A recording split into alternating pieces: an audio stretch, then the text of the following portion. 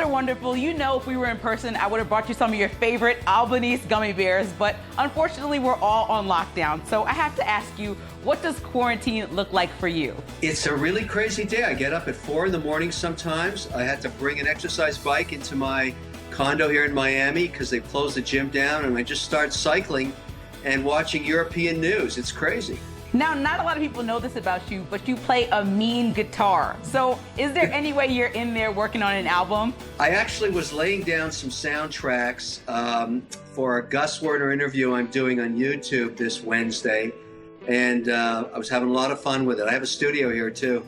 Nice. I want to check it out. So coronavirus has wreaked havoc on small businesses, and you know all about this. So how can they adapt to this new normal, in your opinion? The key to success, because I've got over 50 companies dealing with this problem now, is communicate with your employees, but also communicate with your customers. It's hard to acquire new customers, but you can certainly reach out to ones that have been using your product or services and tell them how things are going. And what I think really matters these days is don't anybody. Tell everybody the truth. Give them the good, the bad, and the ugly. They appreciate it. They want to know the facts. They don't want to be BS'd. And the companies that are doing really well are saying, look, help us. A lot of people are saying the coronavirus has crippled the economy. What do you say about your approach to investing? Are you still investing? I am, actually. I think America is going to come out of this thing in the next 2 years far more efficient and productive than we've ever been. And I'll tell you why. All of my companies are operating remotely, just like you and I are right now, and we're learning how to do it. And the technology is so much better than it was even 5 years ago that I think I can cut my office space by 20% when this is over. But I think 20% of the population is going to say, I don't need to go back downtown. Let me live at home and let me work. And I think that's going to be a much more efficient way to do it. So what does that mean for Shark Tank? How are you guys social distancing and still going to have the show? You know, we've been talking about that every day. Right now, we're scheduled to go back into the studio probably at the end of the summer. We've got hundreds of thousands of ideas trying to solve the new normal.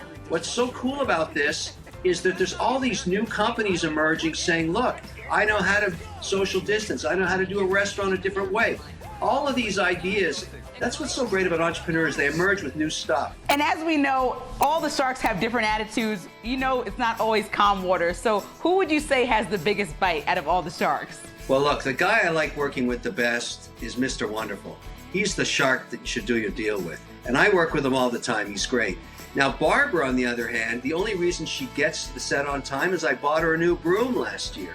So, you know, we all get along. What can I say? I don't even like Kevin. He hates her. Now, let me ask you, are you still getting dressed up from home? You still putting on your watches and having fun with it? Red band, baby. Red band watches, new watch every day, sometimes 3 different watches. You know, at noon I'll put on a different one.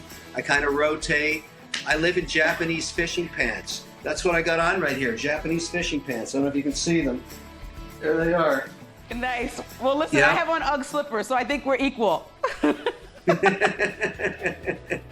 Thank you so much for joining us. Like I said, I'll bring you those gummy bears next time I see you. We appreciate your time. Yeah. Keep investing. Keep showing us all the way.